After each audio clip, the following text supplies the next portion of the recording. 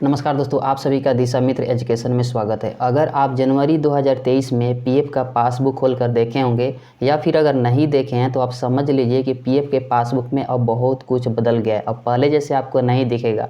आप जब भी पीएफ का पासबुक खोलेंगे तो आपको दो चीज़ उसमें बिल्कुल अलग दिखाई देगा। एक दिखाई देगा कि टैक्सेबल अमाउंट और एक दिखाई देगा नॉन टैक्सेबल अमाउंट।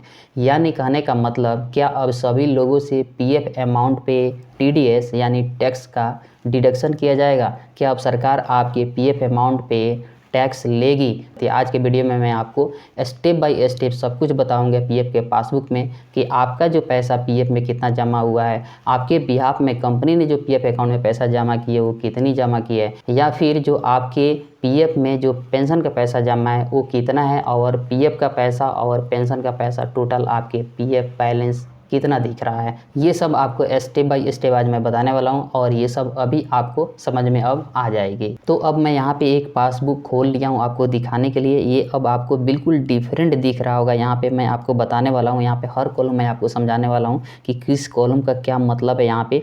तो यहाँ पे आप देखिए, सबसे पहले ये देख रहे हैं ना वेजेज मंथ, यानी इसका मतलब हुआ कि किस मंथ के लिए आपका पीएफ का कंट्रीब्यूशन जमा हुआ है। दूसरे जो पार्टिकुलर भी ये इसमें जो है ना कंट्रीब्यूशन डेट दिखा देता है कि कौन से मंथ के लिए। अब आगे देख रहे हैं डेट ऑफ क्रेडिट और विड्रॉल। तो यहाँ नहीं, इसमें वो डेट जो है ना आता है, जैसे अगर आपका मान लीजिए पीएफ 15 तारीख को जमा हो रहा है तो वो वाली डेट आएगा। अगर आपकी 20 तारीख को आप पीएफ निकालते हैं तो वो वाली डेट इसमें आएगा। यहाँ पे आपको आगे एक नेक्स्ट कॉलम दिखाई दे रहा होगा ईपीएफ वेजेज। इसका मतलब हुआ कि इस सैलरी पे यानी इस वेजेज पे आपका जो पीएफ का डिडक्शन हुआ था और जमा हुआ है। वैसे ही एक आगे और कॉलम है ईपीएस वेजेज। इसका मतलब हुआ कि इस सैलरी पे आपका जो है पेंशन का जो है कंट्रीब्यूशन किया जाता है इसी अमाउंट पे। अब आगे जो है सबसे इम्पोर्टेंट महत्वपूर्ण है ये, क्योंकि ये आपका जो पार्टिकुलर एरिया है, क्योंकि ये एम्प्लॉय का इसमें शेयर आता है डिपॉजिट। डिपॉजिट में आप दो भाग इसमें देख रहे होंगे, एक जो होगा एम्प्लॉय शेयर यानी कर्मचारी का शेयर, और दूसरा एम्प्लॉयर शेयर यानी कंपनी का शेयर। तो यहाँ पे ये बहुत ही ध्यान से आप समझिएगा, ये बहुत ही समझने वाली बात है।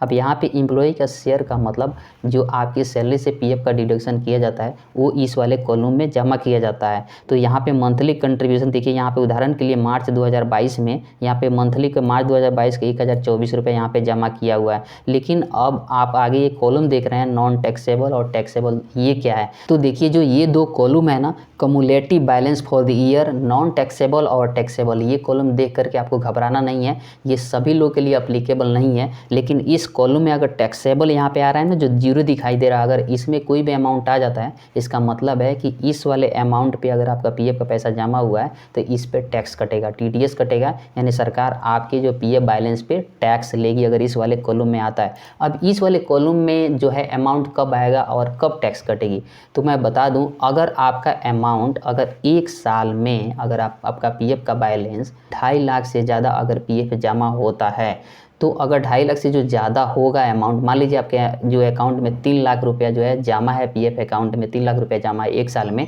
तो 2.5 लाख रुपया छोड़ करके जो 50,000 रुपये बचेगा ना, उस पर जो है सरकार यानी ईपीएफओ इस पर टीडीएस का डिडक्शन करेगी। यानी आपसे जो सरकार 50,000 रुपया पे जो है आपसे टैक्स लेगी, यानी 2.5 लाख रुपये छोड़ करके 50,000 रुपये पे आपका टैक्स का कैलकुलेशन किया जाएगा और आपसे टैक्स लिया जाएगा। तो ये जो अमाउंट है ना 2.5 लाख रुपया से तभी एक्सीड करता है जिन लोगों की ज़्यादा सैलरी होती है, उस परिस्थिति में जो है इनका अमाउंट एक्सीड करता है, नहीं तो नहीं करता है। तो ये सबके लिए अप्लीकेबल नहीं है। तो यहाँ पे जो है सभी लोग की घबराने की ज़रूरत नहीं है। जब 2.5 लाख रुपए से एक्सीड होगा तभी आपका जो है टीडीएस यहाँ पे कटेगा।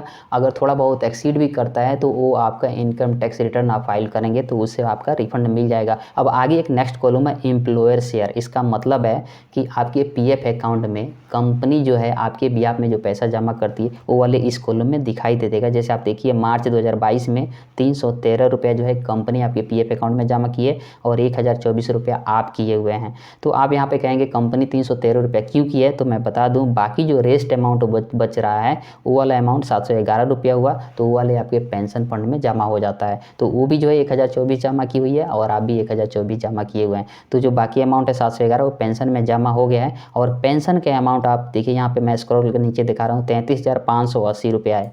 यानी अब तक जो भी अभी बैलेंस है 33,580 रुपये आपके पेंशन फंड में जमा हुआ है। और आपने जो जमा किया हुआ है वो आप यहाँ पे देखेंगे 49,976 रुपया, यानी इम्प्लॉय जो जमा किया हुआ है यहाँ पे 49,976 रुपया, और कंपनी पीएफ में जमा की हुई है 14,924 रुपया। तो अब यहाँ पे सवाल आता है कि आपके पीएफ अकाउंट में जो है टोटल बैलेंस कितना है। तो यहाँ पे आप कैसे जुड़िएगा, मंथली कंट्रीब्यूशन ये वाला कॉलम है ना, यहाँ पे जो सब टोटल आ रहा है आप इसको जो है प्लस कर लीजिएगा 49,976 और प्लस 14,924, यानी ये दोनों जोड़ करके जो अमाउंट होगा आपका वो पीएफ का बैलेंस हो जाएगा। तो चलिए इसको जोड़ लेते हैं। तो देखिए मैंने ये 49,976 और प्लस 14,924 रुपये दोनों को जोड़ा है, तो यहाँ पे 64,900 रुपया हुआ है। यानी ये दोनों को जोड़ने पे 49,976 और 14,924 जोड़ करके ये 64,900 रुपया हो रहा है। यानी आपके पीएफ अकाउंट में जो है ना, ईपीएफ अकाउंट में जो है 64,900 है और प्लस 33,580 रुपया है। ये जो पेंशन